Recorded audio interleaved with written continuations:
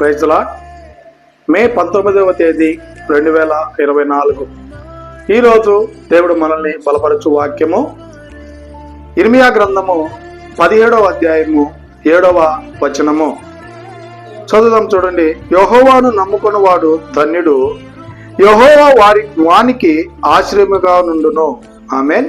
ప్రేమైనటువంటి దేవుని బిడ్డలారా, మనము దేవాది దేవుని నమ్ముకున్నట్లయితే ఆ దేవుడు మనకి ఆశ్రయముగా ఉంటానని దేవుని లేఖనాలు సెలవిస్తూ ఉన్నాయి.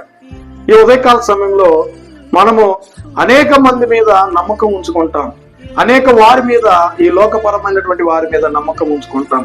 వారు మనకి ఆశ్రయంగా ఉంటారు, వారు మనకి ఆ పరిస్థితుల నుంచి విడిపిస్తారు, వారు మనకి ఇబ్బందికరమైనటువంటి స్థితి నుంచి మనల్ని తొలగిస్తారని మనం అనేక మంది మీద నమ్మకం ఉంచుకొని మనం ఆ నమ్మకాన్ని కోల్పోయేటువంటి పరిస్థితులు కనబడుతూ ఉన్నాయి. నువ్వు ఎవరి మీద నమ్మకం ఉంచుకున్నావో ఒకసారి జ్ఞాపకం చేసుకో. ఈ లోకంలో ఉన్నటువంటి వారి కొరకు నువ్వు నమ్మకం ఉంచుకున్నావా? అయితే వారు ఏదో ఒక రోజు నిన్ను మోసం చేయొచ్చేమో, కానీ ఆ దేవాది దేవుని మీద నువ్వు నమ్మకం ఉంచుకున్నట్లయితే ఆయన నీకు ఆశ్రయముగా ఉండేటువంటి వాడిగా ఉన్నాడు. అలాంటి ఆశ్రయం నీకు కావాలనుకుంటున్నట్లయితే ఇకనైనా దేవుని ఎదుట నువ్వు నమ్మకం ఉంచుకోవాలని కోరుకుంటూ ఈ దిన వాక్యము ద్వారా దేవుడు మనల్ని బలపరచును గాక. ఆమేన్. God bless you.